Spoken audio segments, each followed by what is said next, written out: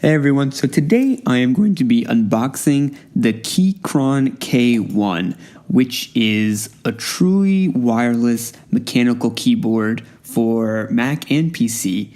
But the really cool thing about this is that it is completely wireless and it connects via Bluetooth, and you can connect to multiple devices. So we're going to go ahead and start opening this up to see what it looks like. So I've been wanting to get a mechanical keyboard for a while because I was kind of tired of the Apple wireless keyboard. I wanted to get something a little bit more industrial, something a little bit more tactile and professional feeling than the chiclet style keys that come on the Mac keyboard. So inside you can see we get some extra keys, and we also have a cable so that you can recharge the keyboard. So it charges via USB-C, which is amazing. You may know that I love USB-C, so you can charge your keyboard with a USB-C connector, which is super convenient since many people have USB-C devices already. So here we have the instruction manual, which goes over some of the different ways to configure the keyboard and go through the RGB lights, which I'll go over in a second. And then it gives you this little placement card where you can see all the keys on the keyboard. So I opted for the 104 key version instead of the 87 key one, so I get the extra number pad.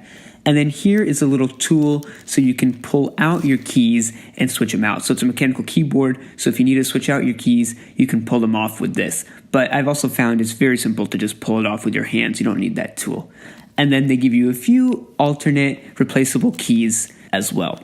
So let's go ahead and actually open this keyboard and unwrap it from its wrapping. So you can see here that it is black. So it's a really nice shade of black. And what's really nice about this keyboard is that it uses low-profile blue mechanical switches. So you can see the layout here is also in the format of a Mac layout, which is great for all Mac users.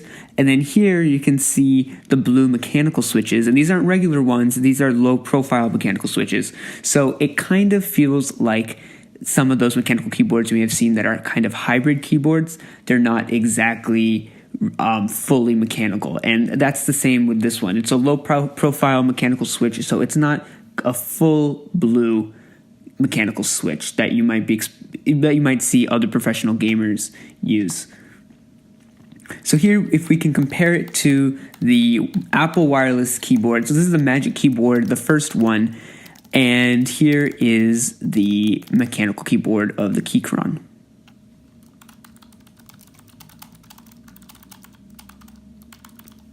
So you can hear that it's definitely more clicky, the sounds. It definitely sounds more like a mechanical keyboard than the chiclet style keys on the Apple Magic Keyboard.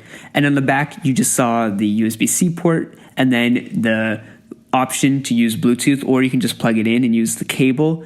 And then you can switch it between Windows mode / Android or iOS and Mac. And that basically changes some of the keys so that they work with their appropriate operating system, such as the Siri key will become the Cortana key in the Windows version. So I don't think I mentioned this, but this actually has RGB lights. So you can see here, if you press the light bulb button on the top there, you can go through a whole bunch of different light variations. So you can get the model with RGB lights or with just single LED white lights. And if you want the RGB lights, it is going to cost more. I think total this keyboard cost $100, almost $100 even.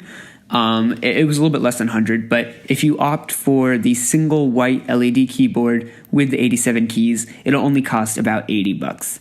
So you can see here it has a whole bunch of different light configurations, which is really neat. And you can change the color of the light by holding the function key and then pressing the left arrow or the right arrow. So you can see here I'm flicking through all the different colors that it offers.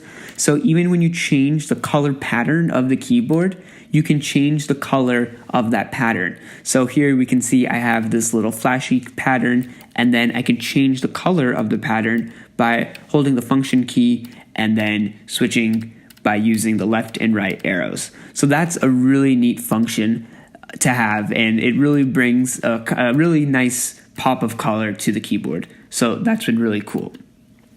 Now, finally, the keyboard won't necessarily work with the Siri function out of the box. And that's something to do with your Mac configuration. So you can see right now mine is working, but I had to change an option in my settings. So if you go to settings and you go to Siri, you can see here where it says keyboard shortcut, I have the function keys selected. Usually your Siri will automatically have the command space option. And now you can see if I press the Siri button, nothing works.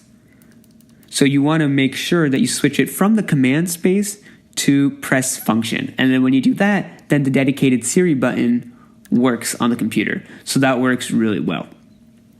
So Keychron K1 is their first keyboard, but Keychron is also coming out with the K2 and is supposedly supposed to ship in August, which I have also pre-ordered. So that one has a little bit more rounded switches. The switches on the Keychron K1, as you can see, are flat. So it does make it, it's not as comfortable typing as you would expect. But other than that, I've really enjoyed this keyboard a lot, and I really can't wait to get my hands on the Keychron K2, which will fix some of the issues you see here, like rounding the key caps a little bit and having the keys a little bit closer together. And you'll also be able to choose between blue, brown, or red switches. But that's about it. Hope you enjoyed it, and I'll see you in the next one.